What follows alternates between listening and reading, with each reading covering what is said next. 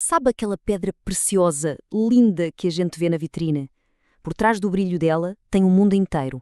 Um mundo de trabalho humano, de logística que atravessa o planeta, de um risco gigantesco e, claro, de crimes que parecem de cinema. E, para começar, vamos dar voz a quem está na linha de frente, quem cria esse valor com as próprias mãos. Essa citação é de uma polidora de diamantes de Bombai. Ela diz que é um bom trabalho, paga bem, mas que as mulheres que estão nisso acabam por ganhar uma má fama. Já de cara a gente percebe uma tensão aqui, né? A oportunidade de ganhar dinheiro contra o preconceito da sociedade. E essa luta, pessoal, esse dilema, fica ainda mais gritante quando a gente olha para o valor que essas pedras atingem no mercado. 29 milhões de reais. Esse foi o valor que estava em jogo num único assalto com diamantes. É uma quantia que transforma um objeto de beleza num alvo perigosíssimo. Então, fica a pergunta: qual é a história completa por trás de um diamante? É isso que vamos fazer aqui. Vamos seguir o rastro de uma única pedra para entender toda a engrenagem que a transporta, que a protege e todos os perigos que ela encontra pelo caminho. Então, vamos lá. A nossa jornada não começa num cofre forte super seguro. Começa bem antes, na bancada de trabalho lá em Bombay. Olha que interessante, alguns pesquisadores foram até lá para entender como tudo funciona e descobriram uma coisa: as trabalhadoras não têm um salário fixo, elas são pagas por peça, por diamante polido. Isso até pode dar uma sensação de liberdade, de quanto mais eu trabalho, mais eu ganho, mas na prática, a segurança a longo prazo é quase nenhuma. E o ponto central é esse. A pressão fica toda nas costas da trabalhadora. Pensa bem, o pagamento é por peça, não tem salário. A velocidade do trabalho depende da habilidade, claro, mas também da idade, e a gente sabe que com o tempo o ritmo diminui. E para piorar, não há bónus, não há benefícios de reforma, nada. 40% delas até escolhem trabalhar perto de casa só para economizar com o transporte e ainda têm de lidar com o estigma social. No fim do dia não existe uma rede de segurança, é só a habilidade do dia-a-dia e nada mais. E o que acontece quando o dinheiro não entra? Quando a economia aperta? Aí as famílias precisam tomar decisões muito difíceis. Cortar na comida, tirar os filhos da escola, principalmente as meninas, adiar uma consulta médica importante e, claro, procurar um trabalho extra, informal, para complementar a renda. Muitas vezes, a única ajuda vem dos vizinhos, da comunidade. Isso aqui não é só sobre dinheiro. São sacrifícios que marcam gerações. Tudo para que a gema continue a brilhar no mercado. Ok, a gema foi polida. E agora? Agora a jornada dela muda completamente. Ela sai da oficina e entra num mundo totalmente diferente. Uma rede de logística global com segurança máxima. É um contraste enorme. E aqui a coisa fica técnica, mas é fascinante. Existem umas siglas chamadas Incoterms que definem de quem é a responsabilidade pela gema em cada etapa. Parece complicado, mas é simples. Por exemplo, se o acordo for DDP, o vendedor é responsável por tudo, tudinho, até a gema chegar à mão do comprador. Já se for SXW, a responsabilidade do vendedor acaba assim que a pedra sai da porta dele. Uma sigla de 3 letras decide quem assume um risco que pode valer milhões.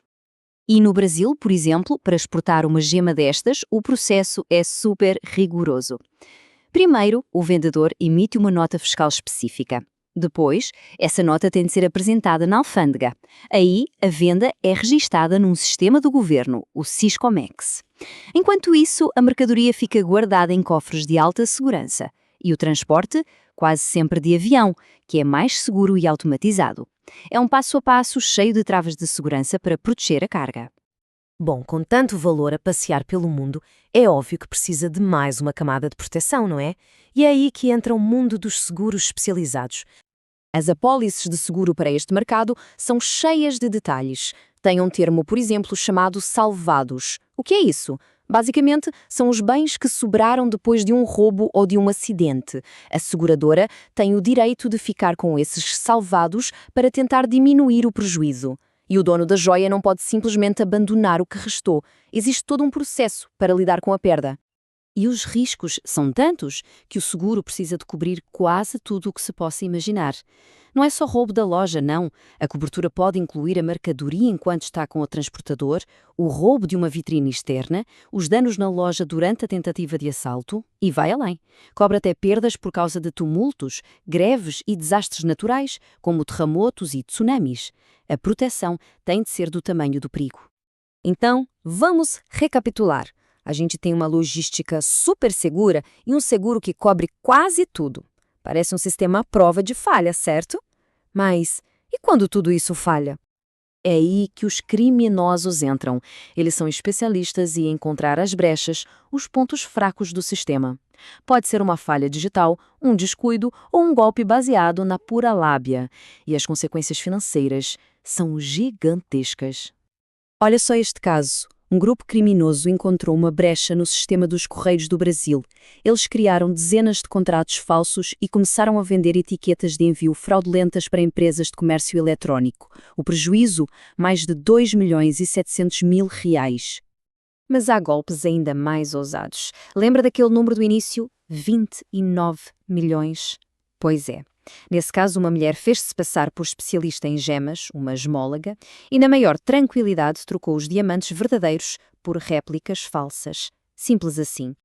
Então a gente vê aqui dois métodos bem diferentes, né? De um lado, uma fraude digital super complexa, que ataca o sistema de logística. Do outro, um golpe de pura astúcia, um engano cara a cara. Um focado no sistema, o outro na pessoa. Mas o resultado é o mesmo, prejuízos milionários.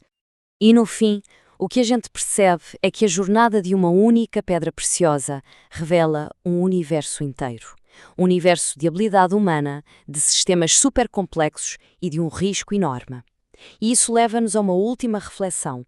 Quem realmente paga o preço pelo brilho do diamante? É a trabalhadora que sacrifica a saúde e o futuro da família? É a seguradora que cobre perdas milionárias?